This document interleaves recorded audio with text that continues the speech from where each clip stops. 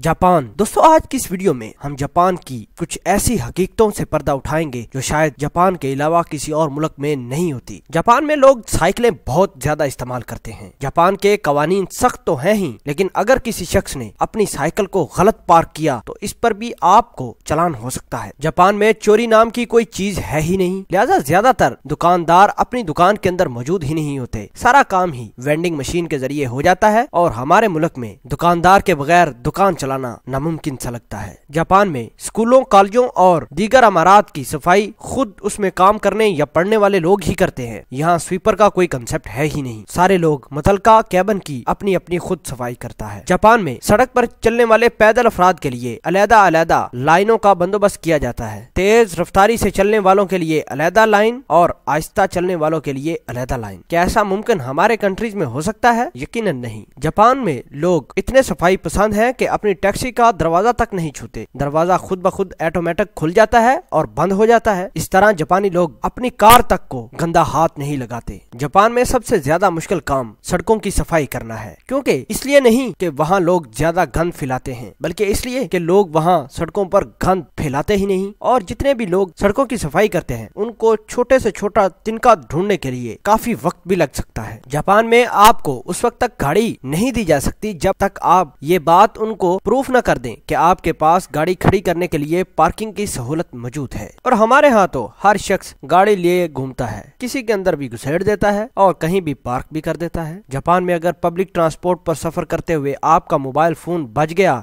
तो फौरन से पहले चटाख करके आपको फाइन पे करना होगा। लेकिन हमारे मुल्क में फाइन तो दूर की बात, बसों, ट्रेनों और दूसरी गाड़ियों में लोग पता नहीं क्या क्या करते हुए दिखाई देते हैं। दोस्तों जापान की हर टॉयलेट सीट गर्म होती है ताकि जब कोई बैठे तो ठंडा न लगे। है ना जापान में अच्छी और यूनिक चीजें। दोस्तों जापानी लोग कहीं भी सोने से कतराते नहीं, बस स्टैंड हो, रेलवे स्टेशन या किसी सड़क के किनारे, क्योंकि वहाँ चोरी चकारी स्नेचर का कोई कंसेप्ट है ही नहीं। तो चैन से तो सोएंगे ना।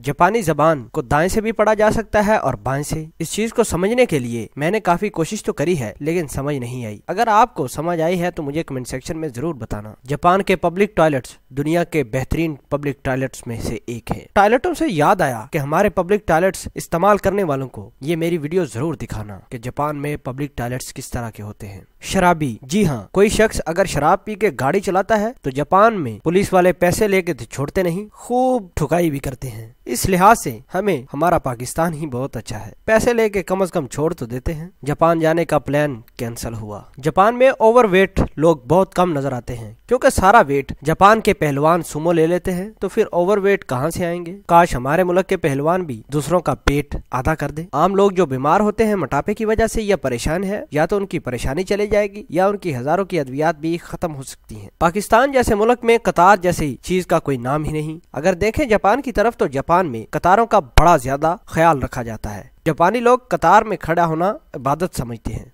और हमारे यहाँ कतार में खड़ा होना जलालत। जापान में लोग पैसों को छूना इंतहाई बुरा समझते हैं, क्योंकि लोग समझते हैं कि लोगों ने पैसों को पता नहीं किस तरह के गंदे हाथ लगाए होंगे। लेकिन हमारे यहाँ कोई सड़क पर भी पैसा मिल जाए तो उसको छोड़ते नहीं। अब हमारी इस वीडियो को देखने के बाद बहुत सारे लोग हमें कमेंट में ये बताएंगे, जा भैया जा, जापान ही तेरे लिए अच्छा है, वहीं जाके रह। लेकिन उनको बता दे हम जापान तो हम जरूर जाएंगे, लेकिन हमें अपने मुल्क के लिए भी जापानियों जैसा कानून जरूर लाना होगा। आपको जापान की कौन सी चीज अच्छी लगी कमेंट सेक्शन में मुझे जरूर बताना।